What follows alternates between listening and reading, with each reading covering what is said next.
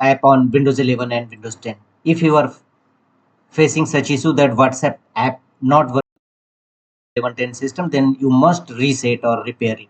To do so, right click on the start button and you may press Win plus I shortcut key, and here from the left side choose apps. Thereafter go to right side and here click on installed apps.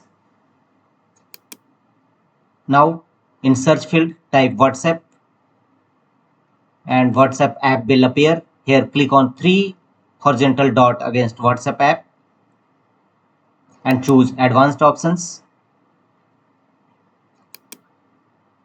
Here scroll down and you will find the option reset. If this app is not working right, we can try to repair it. The app's data would not be affected. First choose repair. If this app still is not working right, reset it. The app's data will be deleted. Click on reset. This will permanently delete the app's data on this device, including your preferences and sign-in details. Click on reset. Wait for some time.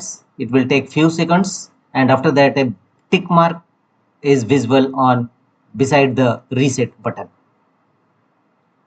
Your WhatsApp app is successfully reset. That's all.